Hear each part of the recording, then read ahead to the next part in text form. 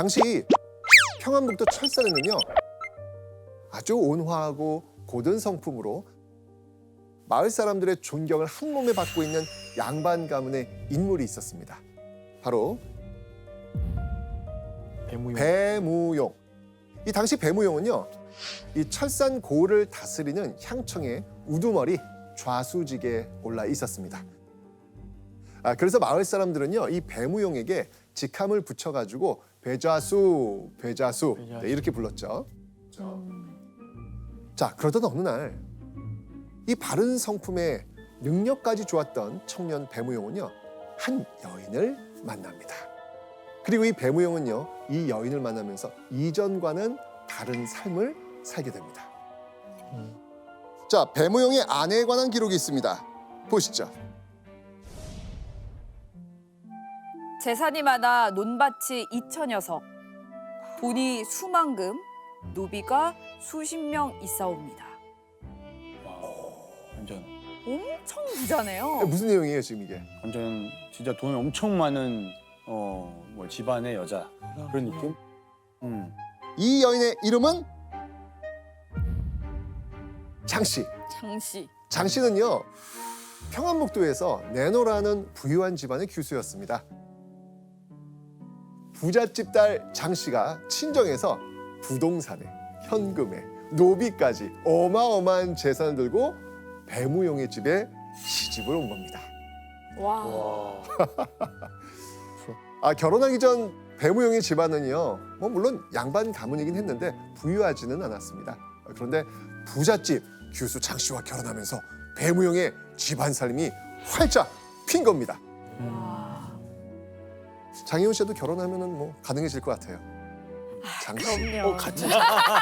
같은 느낌의 장씨인가? 그럼요. 에이, 제가 다 열심히 일하고 이렇게 다 막 맘껏 쓰라 그러고. 배무용. 저는 왜 이렇게 동그래져요? 제가 조무용입니다. 그래요? 예. 어쩐지 아까 부럽다고. 예. 하면서. 제가 조무용님. 뭐야. 희망을 가지고 있어요. 오늘 우리들의 스토리였네요. 예. 자세히 듣겠습니다. 네. 네. 아니 선생님 그런데 네. 장 씨는 어떻게 해서 그렇게 많은 재산을 좀 가져올 수 있었던 거예요? 그 당시에 어떻게 뭐 여성이 돈을 많지? 궁금하시죠? 네. 장자 승계가 완벽히 자리 잡기 전인 조선 초부터요, 17세기 초반까지는요, 남녀 차별 없이 이 재산이 균등하게 상속되는 형편이었습니다. 그래서 결혼할 때 재산을 상속받고 시집 가는 경우가 꽤 많았던 것이죠. 장 씨도 이런 식으로 재산을 들고 온 겁니다.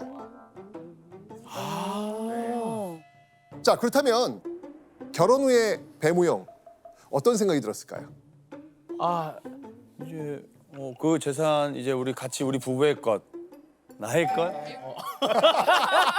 아니 그냥 본인 생각 말고 그냥 왜 이렇게 좋아하세요? 그게 아니고 그냥 약간 이입했어요 잠깐. 그런 생각. 이 배무용은 번듯한 관직에 든든한 배우자까지 있으니까 정말 남부러울 게 없었겠죠. 명예, 뭐 부 다 가진 거잖아요. 그러니까요. 와. 그러던 어느 날 아내 장 씨가 한낮에 쏟아지는 졸음에 못 이겨 잠시 낮잠을 자다가요, 묘한 꿈을 꿉니다. 하늘에서 신선이 내려와가지고요, 장 씨에게 꽃을 건네줬는데요. 이 꽃이 아리따운 선녀로 변하더니 장 씨의 가슴에 푹 안기는 거예요. 예스럽지 않습니까? 그렇죠. 아이. 대목이죠. 그렇죠. 바로 장 씨가 꾼 꿈은요, 탐웅이었던 겁니다. 신기하게도요, 장 씨는 이 꿈을 꾸고요, 기다리던 첫 아이를 낳게 됩니다. 장화. 네, 배무용 부부가 애타게 기다리던 첫 아이, 장화였던 겁니다. 근데 이 네. 태몽이랑 이름이 연관 있는 것 같은데요? 꽃을 안기니까 꽃 화자 그죠? 추측이 진짜 추리 뭐 이 정도. 좋습니다, 좋습니다. 자, 그리고 3년 뒤 이 배무용 부부에게요, 기쁜 소식이 또 들려옵니다. 장 씨가 둘째 아이를 낳은 겁니다. 자, 둘째 이름 바로 홍련입니다. 자, 배무용 부부의 귀하디 귀한 아이들이 바로 장화와 홍련이었던 겁니다. 혹시 연도 꽃인가요? 오, 좋아요. 자매의 이름은 모두 꽃 이름입니다. 장화의 이름에는요 장미꽃, 홍련은요 붉은 홍, 연꽃, 연을 써서 붉은 연꽃이란 뜻이 담겨 있습니다. 자, 오랜 기다림 끝에 얻은 두 딸이 꽃처럼 곱게 자라길 바라는 마음으로 장화, 홍련이라고 이름을 지은 겁니다. 아, 부모님의 사랑을 듬뿍 받았기 때문일까요? 장화, 홍련은요 동네에서 소문이 날 만큼 예쁜 아이들로 무럭무럭 자랍니다. 사람들은요 장화, 홍련이 얼굴만 고운 게 아니라 효심도 지극하고 마음씨도 곱다면서 아주 그냥 입이 마르도록 칭찬을 합니다. 모두가 부러워할 만한 그러니까요. 집안이네요. 완벽한 맞아요. 집안. 맞아요, 맞아요. 네. 집안엔 막 웃음꽃이 피는 그야말로 그림으로 그린 듯한 화목한 가정이었습니다. 그러던 어느 날 화목했던 이 배무용의 집에 청천벽력 같은 일이 벌어집니다. 아내 장 씨가 원인 모를 병에 시름시름 앓더니 그만 몸져 눕고 만 겁니다. 어떤 유명한 의원이 와도 어떤 명약을 써도 병을 나을 기미가 보이지 않습니다. 자, 그러던 어느 늦은 밤 아내 장 씨가 남편 배무용과 장화, 홍련을 부릅니다. 아. 가족이 모두 모인 가운데 장 씨는 남편 배무용을 바라보며 조용히 입을 뗐죠. 두 아이를 어여삐 여겨 잘 길러 시집 가서 잘 살게 해주세요. 죽음을 직감한 아내 장 씨가 유언을 남기려고 남편과 두 딸을 불러 모은 거였습니다. 죽는 순간까지도 장 씨는 오로지 자식 걱정뿐이었던 거죠. 자신이 없는 하늘 아래에서도 이 두 딸의 행복을 바란 장 씨는 결국 이 말을 마지막으로 남은 숨을 몰아쉬면서 눈을 감습니다. 어린 장화, 홍련은 세상이 무너지는 것 같은 슬픔에 어머니 품에 엎어져 오랫동안 눈물을 쏟았죠.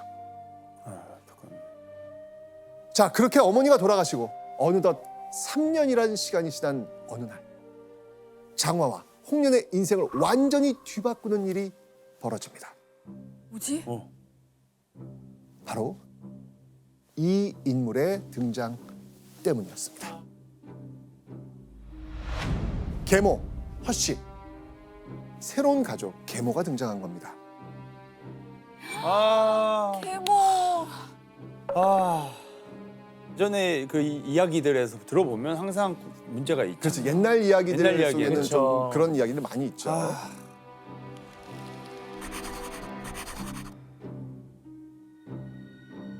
새어머니가 생겼다는 건 아버지 배무용이 재혼했죠. 재혼했다는 뜻이겠죠. 자, 이 계모의 등장에 장화, 홍련의 심정은 어땠을까요? 너무 슬펐을 것 같은데요? 왜 갑자기 다른 사람이 엄마가 됐지라고 생각할 수 맞아. 있을 것 같아요. 어려서 그걸 이야기도 쉽지 않을 수 있으니까. 그래요. 자, 하지만 조선시대 양반 가문에서는요, 이 대를 잇는 게 무엇보다 중요했습니다. 전처 장 씨와의 사이에서 아들이 없었던 배무용이 가문의 대를 이을 아들을 얻기 위해서 사실 새 장가를 든 거거든요. 아유. 어쩔 수 없는 선택이었네요. 그렇죠. 장화와 홍련의 계모는요, 이제 막 20살이 된 여인이었습니다. 교수님, 이제 이 허 씨가 나이가 많은 이 배무용의 후초로 이렇게 시집 온 이유가 있겠죠? 네, 맞습니다. 조선시대의 재혼의 그 관습을 고려를 해보면 허 씨는 몰락한 사대부 집안의 여식이었을 것입니다. 당연히 경제적으로 궁핍했겠고 좋은 혼처가 들어오지 않았을 것입니다. 나이는 차지, 혼처는 들어오지 않지, 이런 상황에서 좌수의 부유한 집안 배무용에게서 혼담이 들어오자 아마 거절하기 어려웠을 것입니다. 장화와 홍련의 새엄마 계모 허 씨. 이 계모 허 씨는 과연 어떤 사람일까요? 그게 진짜 어떤 사람인 거에 따라서 관건입니다. 정말 관건이죠? 큰일 날 수도 있는 거고 자, 모르겠네요. 장화 홍련 전에서는요, 허 씨를 이렇게 묘사합니다. 얼굴이 한자가 넘는 데다 두 눈은 퉁방울 같고 코는 질병 같고 입은 메기 같고 머리털은 돼지털 같고 키는 장승처럼 크고 목소리는 일이나 승냥이 소리 같았다. 입은 칼로 썰면 10사발은 될 만큼 길었다. 와 이제는 이거 명예훼손으로 이거 야, 제가 들은 욕 중에 외모 비하 중에 코는 질병 같고 이거는 진짜 사람한테 할 얘기예요. 이거. 입은 메기 같대. 거의 아니, 동물인데요, 뭔가- 네, 그렇죠? 거의 이거는 동물 묘사 같은데. 괴물을 묘사했네요. 어우, 누가 되게 싫어하는 사람이 기록을 남겼나 봐요.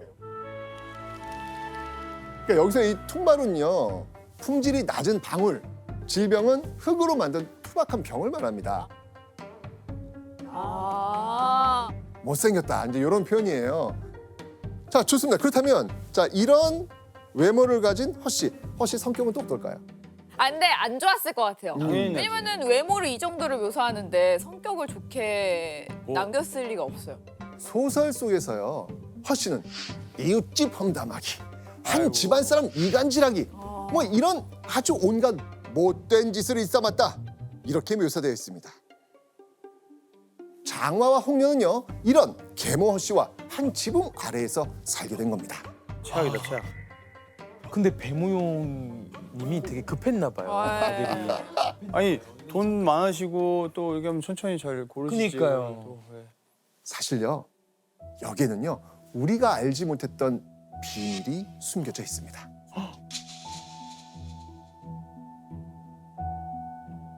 현존하는 가장 오래된 장화 홍련전에서는요, 계모 허씨의 못된 성격과 이런 외모 비하는 일절 언급되지 않습니다.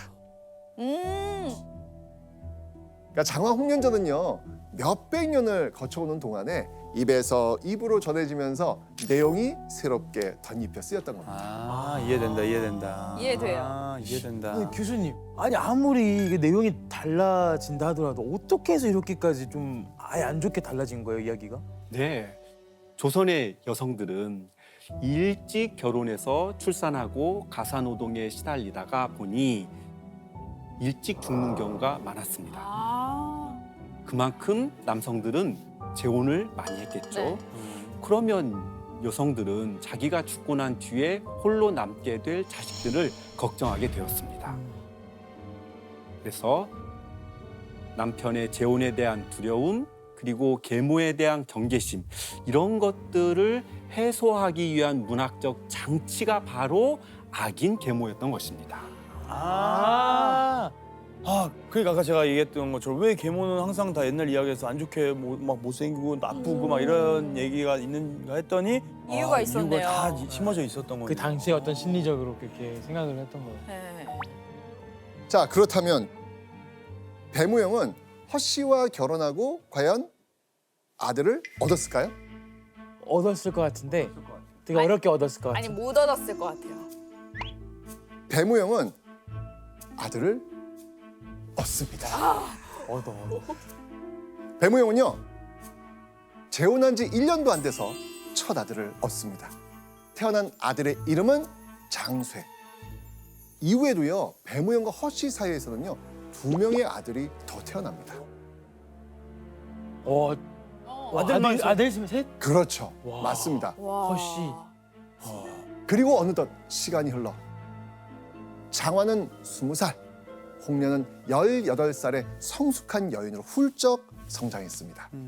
그런데 그런 장화와 홍련을 애타게 찾는 사람들이 생깁니다. 애타게 찾는 사람들? 누군지 한번 보시죠.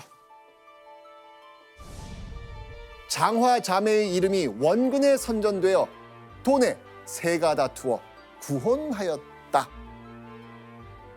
장화 홍련의 이름이 근처 동네에 쫙 퍼졌고 평안도의 명망 높은 집안에서 서로 배무영의 집안과 혼삼에 있겠다면서 혼담이 쏟아진 겁니다. 좋은 일이다, 좋은 일이다. 그리고 이 배무영도 장화와 홍련을 위해서 좋은 혼처를 골라서 시집을 보내야겠다고 생각을 했죠.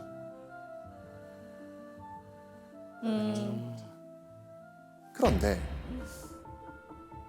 이 쏟아지는 혼담에 심기가 불편한 사람이 있었습니다. 누구였겠습니까? 허씨. 계모. 맞습니다. 계모 허씨. 자, 그렇다면 계모 허 씨는 왜 심기가 불편했을까요?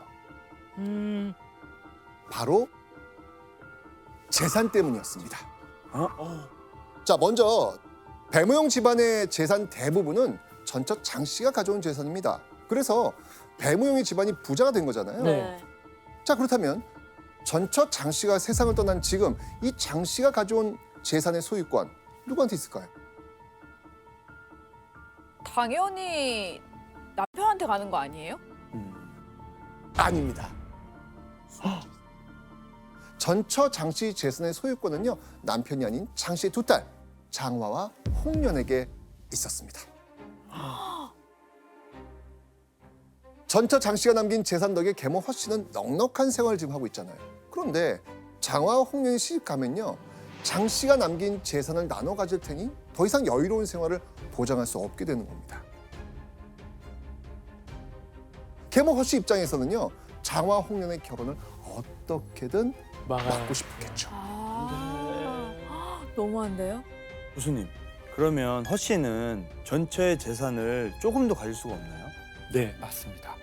조선시대에는 아내의 재산은 오직 아내의 혈연에게만 상속이 되었습니다. 하지만 조선 후기로 갈수록 가부장제가 강화가 되면서 만약에 계모에게 그 집안의 대를 이을 아들이 있다면 전처의 재산을 조금 나눠 갖게 됩니다. 차이가 좀 있네요. 그런데 아니나 다를까, 혹시나 했던 그 일이 결국 일어나고 맙니다. 계모 허 씨가 아버지 배무용의 눈을 피해서 장화와 홍련을 괴롭히고 구박하기 시작했던 겁니다. 시작됐다.